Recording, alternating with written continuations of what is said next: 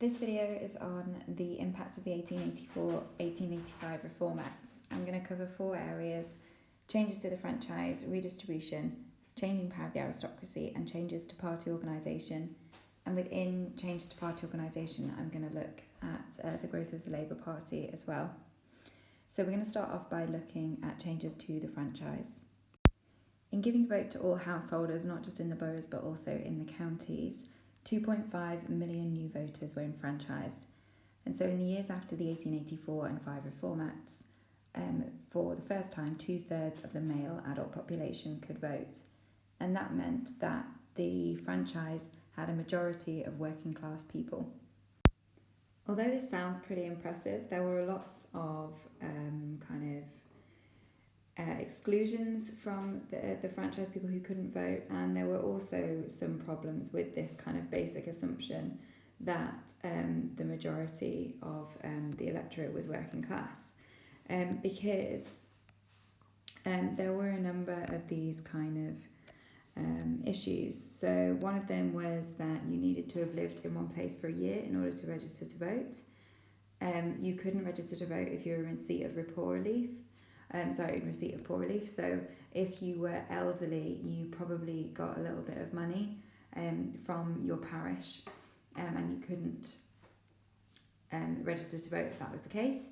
You could only vote, only one voter could vote per household. So if you were a son living with your parents, you probably wouldn't be able to vote because your father would probably be registered to vote. Also, if you were a servant and therefore lived in the house of your employer, you wouldn't be able to vote. If you were in the army and therefore you didn't have fixed accommodation, you wouldn't be able to vote. Or if your fixed accommodation was in a barracks, there would be lots of men within that barracks, so you wouldn't be able to vote. And another really important thing is that the registration process was incredibly long, laborious and difficult for someone who was, particularly someone who was illiterate. And although literacy was growing at this time, that was a pretty daunting prospect. So there were lots of people that didn't register to vote. And therefore, even though in theory the majority of the electorate was working class, by 1900 there were only actually 95 constituencies where there were a majority of voters who were working class. That was because so many people didn't actually register. Because of the one-year residency, other issues and this complicated registration process. And of course there were still no female voters, and at this time exclusion of women from the vote, at a time when it was kind of felt that once the Reform Act was passed there was sort of an end to the age of reform. That's what people felt. So the female suffrage movement really grew in prominence at this time. Partly in response to people like Chamberlain. Chamberlain was a radical politician, but even he said, "Government of the people, by the people has been effectively secured," when he was referencing the 1884-5 Reform Act. So there was this feeling that even radicals believed that the age of reform was over. So women became more prominent in their kind of campaign for the vote.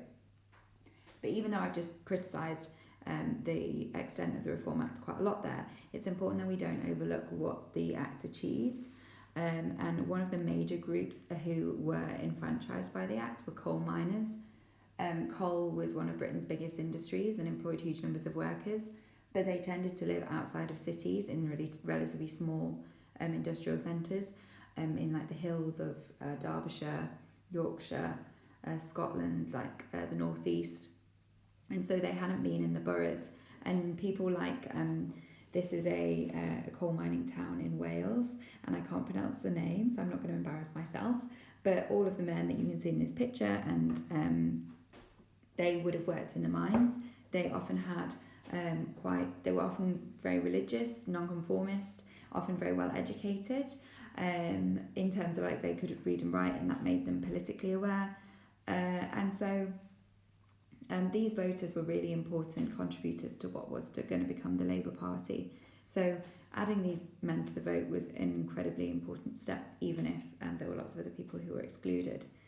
So we're going to move on to look at redistribution now.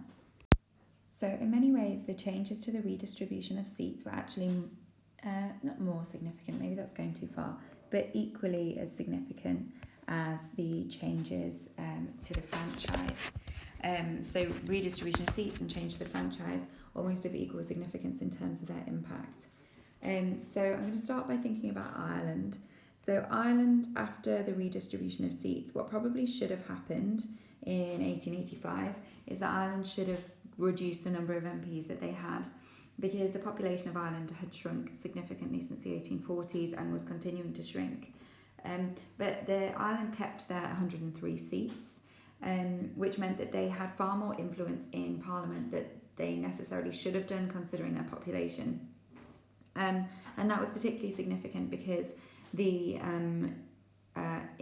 because of the extension of the franchise, many sort of hundreds of thousands more voters were added in Ireland, because most people in Ireland lived in rural areas. So whereas the 1867 Reform Act hadn't had much impact on the franchise in Ireland, the 1885 and 1884 reform had.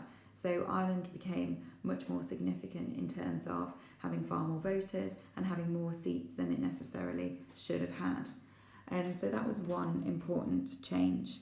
But the most important change was the redrawing of constituencies, so that most constituencies became single-member constituencies. So whereas before, the vast majority, 70% of constituencies had multiple MPs, after 1885, most MPs were for a single. Most MPs were the only MP for their constituency. So previously to the 1885 Reform Act, Leeds had 4 MPs. Had 3 MPs. After the 1885 Reform Act, they had, I'm just counting on my map, 5 MPs, and they were split up into different places. So I'm just going to show you what this looked like on a map. So I'm just using Leeds because that's what we all know. You can see that there is a really large constituency in the north. That's because that was the area that had the lowest concentration of population. So if you're walking around those areas, you would see fields and then like small centres of houses. You would see big green spaces like Roundhay Park with no one living on them, and you would see big houses on big plots with relatively few people living in them. So that's why that's a bigger constituency. In contrast, the east and the central constituency obviously have really high concentrations of population because they're much smaller.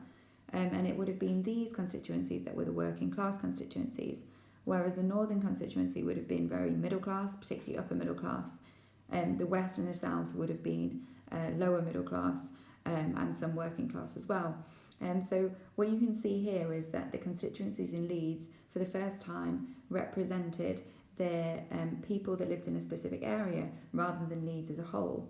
And what that meant in practice is that these MPs tended to represent a specific class rather than the city as a whole.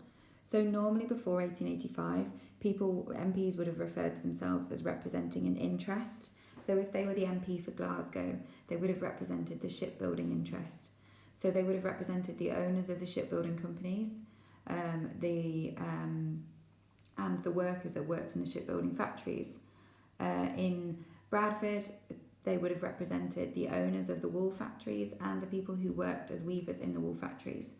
But that changed quite quickly in 1885 because what you have is that the MP for the central constituency will represent the workers in the factories, whereas the MP for the northern constituency will represent the owners of those factories. So very, very different. And what that meant is that MPs had to direct their energies at particular classes. And so what started to change is that MPs from a certain class tended to represent a certain type of constituency. And this opened the way for more working class MPs, because the natural choice for an MP representing a working class constituency like Central Leeds would have been a working class, someone from a working class background. So it's partly because of the constituency change and the changes in redistribution that for the first time ever after the 1885 Redistribution Act, there were more MPs from a non-landed background than from a landed background. And that's partly because, not only because, but partly because of this redrawing of constituencies, so that MPs and prospective MPs directed their energies at a specific class group rather than an interest.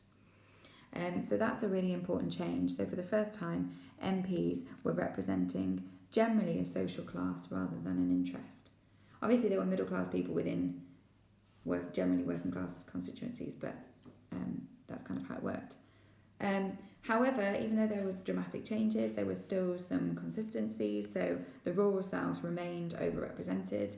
I think is it possible to argue that it even does today? I don't want to make that statement, but anyway, in 1885 it did. And that was partly because of things like the Oxford and Cambridge University seats. So in Oxford and Cambridge there were the normal constituencies, and then there was an extra constituency that represented the university, and anyone who'd been to the university could vote for that. So if you'd been to university at Oxford or Cambridge, you had 2 votes, which obviously was a way of making sure that the upper class and upper middle class kept their influence over Parliament. So redistribution, as you can see, highly significant. We're going to move on to the power of the aristocracy now. So the 1884-5 Reform Act had a significant impact on the power of the aristocracy, but rather than it being necessarily the trigger for change, 1884/5 should really be seen as something that exacerbated the decline of the power of the aristocracy. That trend of decline had already existed. That was because of a range of reasons. 1867 meant that the aristocracy, or the landed class anyway, were in a definite minority within the electorate, because from 1867 you've got middle class and working class voters. So the landed people from a landed background made up a minority within the electorate. Also 1872 and 1883 had pretty much ended corruption in the system. So the wealthy no longer had a way of making sure that people from a landed background, or people who would support a landed background, would get into the House of Commons. Also a combination of the 1867 Reform Act, the kind of rise of the press, which had been on a kind of like dramatic rise since 1860 pretty much. That meant that governments were under far more scrutiny and were far more expected to serve the public and serve the national interest. And that belief that the public held, the government and political parties were forced to respond to that.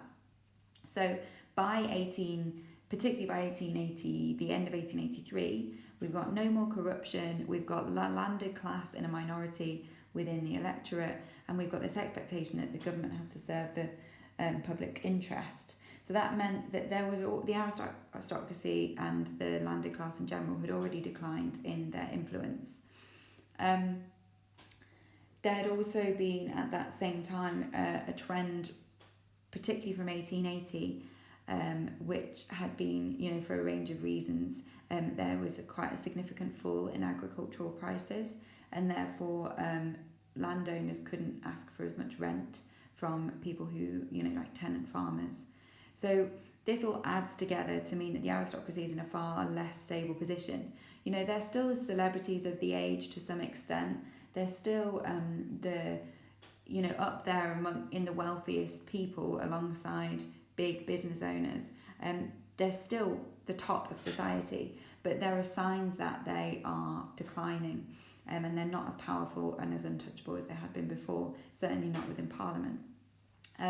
Then 1884 and 1885 definitely adds to that decline, because you get way more working class voters and you get constituencies redrawn in a way that makes them far more difficult to control.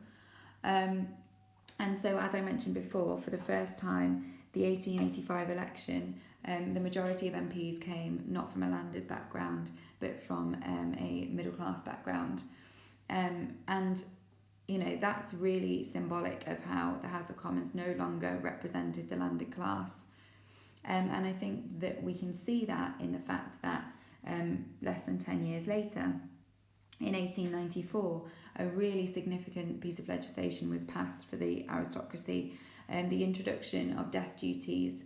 So for the first time, a consistent inheritance tax was introduced, where the value of the land you lived on, the capital value of the land you lived on, would be taxed, When it was first introduced in 1894, what that meant is that when the owner of some land died, if that land was over a certain value, they would have to pay 8% of that value to the state. And in 8% is, is a pretty big amount. But that grew steadily. So by 1923, the owner of this estate, which you might recognise, this is on TV it's Downton Abbey, but in real life it's Highclere Castle. By 1923, when the owner died, they had to raise 1/3 of the value of the land that they lived on to pay to the state. And this was, really significant for someone who was inheriting an estate. That kind of money could force you to sell, unless you have huge amounts of gold or jewellery or paintings or whatever. You could be forced to sell your estate. And that's before the end of our period, 1923. So death duties were significant in 1894, and they grew in significance ever since. And a parliament in which the landed class was dominant would not pass that law. So I think that's really representative of how sort of much the influence of the landed class had shrunk. And we can see that again because in 1906, 10% of MPs were from landed backgrounds. That was when the Liberals won that kind of landslide election, and the influence of the landed class declines even more. However, it's important to recognise that doesn't mean that aristocracy's influence had gone. They obviously still had a lot of power in their kind of position in the House of Lords, and also their influence within political cabinets remained. So the cabinet is obviously the government, the ministers of the Prime Minister, the most powerful group within government. And in 1900, the cabinet consisted of 10 peers, so 10 people from the House of Lords, and just 9 MPs. So there were more peers than there were MPs. So the aristocracy was still incredibly important. They held deferential influence. They were more likely to be chosen for government roles. They could have influence over the House of Lords. They were still incredibly wealthy. But the seeds were definitely sown for the decline in their influence. Okay, so we're going to move on to the final thing now, which is party organisation. So the addition of new voters in 1884 and the redistribution of seats in 1885 all kind of combined to make elections quite significantly more difficult for MPs. There were more seats contested. There was more scrutiny from the public, so you get things like the Daily Mail and other newspapers similar to the Daily Mail are founded in the 1890s. I think the Daily Mail was 1893. These kind of newspapers, rather than traditional newspapers, had always printed MPs and prospective MPs' speeches in full, so they perhaps had less overt opinions in them. They were harder to read for that reason, but people made up their own minds a bit more. Daily Mail, to try and make their newspaper more popular, would kind of summarise MPs' speeches in their own words. So there was more kind of scope for the press influencing who won.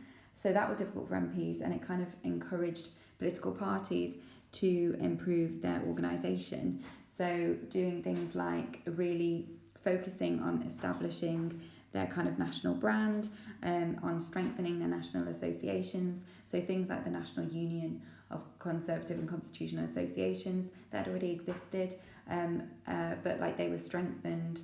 Things like the Primrose League. Again, the Primrose League had been founded in I think it was 1880 or 1881. And so those are things that already existed, but they got more funding. The people within those organisations were encouraged to volunteer on election days and things like that. There was also much more of a requirement to have things like political advertising or propaganda. So there was this sort of professionalisation, which had already been happening before 1884, but the trend was sort of exacerbated by the reform. And different parties responded differently to this.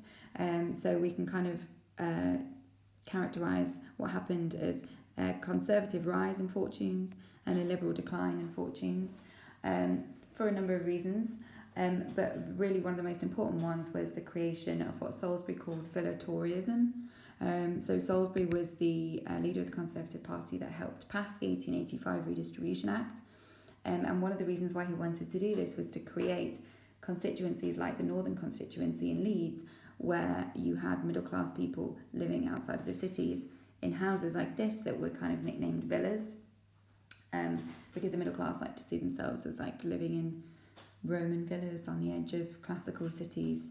And so people that lived in houses like this tended to have, not always, but they might have more conservative views than people who lived in inner city areas, and black people from poorer backgrounds. So these people were increasingly likely to vote Conservative.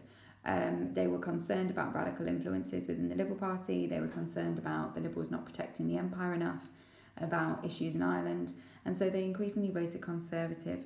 And from the years 1885 to 1906, the Conservatives dominated massively. They really benefited from those middle class voters. In contrast, the Liberals were struggling a little bit more. That was partly because of things that weren't really to do too much with the Reform Act, but Gladstone had been obsessed with solving what he called the Irish problem since he became leader of the Liberal Party. But the Reform Act kind of exacerbated problems in Ireland because new Irish voters in the countryside tended to vote for the Irish Parliamentary Party, which wanted self or home rule. And so Gladstone really intensified his efforts to get home rule for Ireland, and his party ended up splitting over the issue in 1886, where a group of his party called the Unionists, which included the radical Joseph Chamberlain, broke off and joined with the Conservatives. They struggled to have much of an influence in the Conservative Party, but they weren't in the Liberal Party. So the Liberals really, really struggled until 1906 when they win that kind of landslide election. Another reason why the Liberals were not necessarily struggling, but perhaps growing increasingly cautious, was the fact that working class people seemed more reluctant to vote Liberal as time went on, and there was the growth of the Labour Party, which we're going to look at briefly now. So there is a big section on this in the textbook if you want to go and have a look at it. I'm not going to cover everything, but I just want to briefly go through why the Labour Party was able to grow as a result of the 1884-85 reform. Even before 1884, there had been a growing number of working class people, particularly people active within the unions, the trade unions, who had wanted their own representation in Parliament. And that had led to, in 1874, the first Lib Lab MPs being elected. So in 1874, there were 2 Lib Lab MPs that were elected. The idea was these were going to be trade union employees. So obviously they didn't get paid as MPs, but they were going to be paid by trade unions to represent workers from the trade unions in Parliament. And they were members of the Liberal Party, so they almost always voted with the Liberal Party if the Liberal Party, if there was a vote in Parliament, unless the issue was about Labour specifically, so about the kind of to do with trade or to do with working hours or something like that. And then if they wanted to, they could vote separately from the Liberal Party. So that was an important first step because it showed that trade unions could have an influence in the House of Commons. And that was really, there was a real success after 1884 because in the 1885 election, 13 Lib Lab MPs were elected. So a really important step. But it's still, people within the trade unions were still getting increasingly frustrated because the Liberal Party didn't really seem to be supporting them in their wishes to get working class members elected. And also in 1893, there was a really important event in Bradford where a strike failed despite the fact that the trade unions all collaborated and worked, did everything that they were used to doing that would be successful, going on long strikes, working together as different unions. The strike in Bradford failed and the wages of the workers stayed cut. So workers were forced to go back to work for lower wages than they had done before. And that convinced many trade union leaders, and particularly trade union leaders who were moving towards politics, like those Lib Lab MPs, people like Keir Hardie, that convinced them that there needed to be a specifically working class group within Parliament, and they couldn't rely on the Liberal Party. But the efforts of the members of the Independent Labour Party to get elected really didn't, it wasn't really working very well. Without the support of the Liberal Party, they really struggled to make any headway. And so as a result of that struggle, in 1903, the Labour Representation Committee was founded, the LRC, and that was formed in 1903, and the aim was to get a greater level of collaboration between different groups within the working class. So the ILP had been quite a small group. They hadn't got that much support from the trade unions. They had support from specific trade unions, but not from many of them. And they were kind of working separately from other socialists who were trying to get elected to Parliament. So the agreement was that all people who wanted to represent Labour would work together, and they got more financial support from trade unions who were convinced to work with them. By 1903, the end of 1903, they had 100 different trade unions affiliated to them providing financial support. And as you know, the trade unions continued to provide financial support for the Labour Party now. They were really helped in 1903 by two things. First thing is that the Liberal Party made a pact with them not to run in any seats against them. And the second thing was something called the Taff Vale case, which is when a court case found that that striking workers had to pay for damages on this particular railway line. So the railway line had lost funds during the strike, and the striking workers had to pay for it. Now that made strike effectively impossible, so it was a good thing for the Labour Party to campaign on, and that was really effective because in 1906, 29 Labour MPs were elected, and I've just got a picture, one sec. Here they are. All been elected and they've gone to Parliament. So 29 Labour MPs from working backgrounds. Some of them had come from mining backgrounds, some of them had come from the mills of Yorkshire, big range. And amongst them was Ramsay MacDonald, who was to become the first Labour Prime Minister. So obviously there were a range of reasons why the LRC, and later they became the Labour Party in 1906, why they were able to make political gains. But if it hadn't been for the 1884-5 Reform Act, there probably wouldn't have been enough constituencies with enough of a working class influence to elect men like these. So 1884-85 was really crucial for the rise of the Labour Party.